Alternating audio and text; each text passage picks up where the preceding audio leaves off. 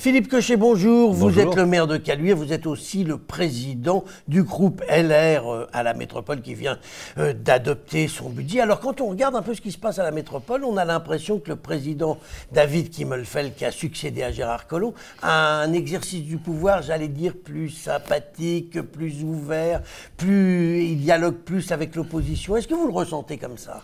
Alors il y a une vraie différence. C'est vrai que Gérard Collomb jamais ne s'adressait à l'opposition. Aujourd'hui, il y a un changement de forme, mais ce qui est important, c'est le fond. Est-ce qu'il y aura un changement par rapport à une manière de gérer la métropole? Les premiers résultats ne sont pas terribles. Nous avons proposé, nous, un contre-budget. La réponse qui nous a été donnée, c'est circuler, il n'y a rien à voir. Et la majorité actuelle, donc, qui est composée de la métropole, a rejeté unanimement ce que nous proposions. Qu'est-ce que nous proposions à l'époque? C'est-à-dire aider plus les communes, faire en sorte qu'on investisse en direction des communes et qu'on fasse des efforts, notamment sur les économies internes, pour dégager des marges d'investissement. Il se trouve que cette majorité l'a refusé, y compris des maires qui demandent à corps et à cri une aide de leur commune. Il faudra qu'on m'explique la logique de tout ça. Alors, si je comprends bien, David Kimmelfeld, il vous écoute plus que ne le faisait Gérard Collomb, mais il ne vous entend pas plus.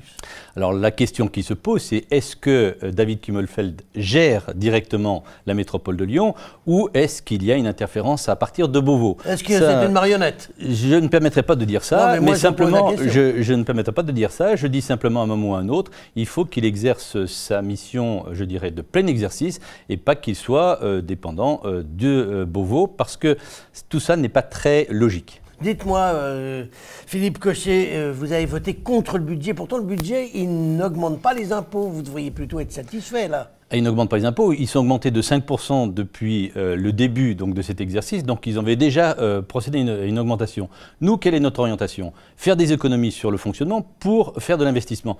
Grosso modo, c'est ce qui se passe dans la maison d'à côté, donc, qui est la région Auvergne-Rhône-Alpes, qui en l'espace de quelques années a réussi à réinvestir de manière considérable et à baisser les frais de fonctionnement. C'est tout simplement ce que l'on demande. Ce que fait aujourd'hui M. Wauquiez à la région peut très largement se faire au niveau donc, de la métropole, et ce qui permettrait de répondre à l'attente des maires et de la population de la métropole. Philippe Cochet, David Kimmelfeld a participé à nombre de vœux dans les communes. Je ne sais pas s'il était Absolument, il était très bien reçu. Est-ce que vous avez... Oui, ça, on pense que sur le plan des relations humaines, tout se passe bien. Est-ce que vous avez l'impression qu'il vient pour honorer les communes ou il vient pour se faire connaître un peu par la population pour préparer les prochaines élections métropolitaines? Écoutez, vu le nombre de vœux auxquels il a participé, si on intégrait ça dans les comptes de campagne, son compte de campagne exploserait. Donc je pense qu'il y a tout d'abord, un respect par rapport aux communes, et ça il faut lui mettre tout à fait à son crédit. En même temps, c'est vrai qu'il a peut-être un déficit de notoriété. Et puis, comme il dit du bien de l'ensemble des élus, de quelque tendance qu'il soit lorsqu'il fait ses vœux, a priori tout le monde est content. Bon, parlons un petit peu de politique. Ce week-end, vous y étiez, s'est tenu le Conseil national des Républicains. L'élection de Wauquiez a marqué votre parti. Quand on regarde la composition des nouveaux dirigeants, on s'aperçoit que notre région truste beaucoup les postes.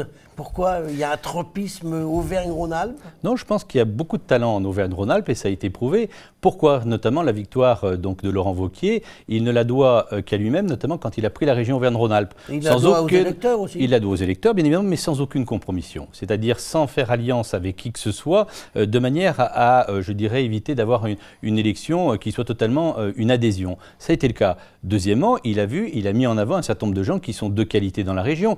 Après, et quand on regarde ce Conseil national qui s'est d'ailleurs très bien passé, on regarde le résultat des élections partielles qui viennent de se dérouler ce week-end, on s'aperçoit de quoi? Eh bien, c'est que les Républicains sont de retour, il y a un effondrement du Front National, du Parti Socialiste, on le savait, et également un effondrement de la République En Marche. Donc tout ça montre bien que le vent de folie qui s'était passé il y a 6-7 mois en arrière, eh bien, est en train de retomber. Et donc vous êtes plutôt optimiste pour l'avenir? Je suis surtout optimiste pour les Français, c'est-à-dire qu'ils aient une opposition qui soit en capacité de proposer et donc d'être une vraie alternative à terme et peut-être plus rapidement qu'on ne le croit. Et vous n'êtes plus dans les instances dirigeantes sur le plan national du parti, c'est volontaire de votre part? Alors je n'avais rien demandé et finalement je suis vice-président de la commission des conflits, donc ça veut dire que je deviens un peu plus sage. Un peu plus sage, eh bien, on va vous laisser avec votre sagesse, Philippe Cochet. Je vous remercie. Merci à vous.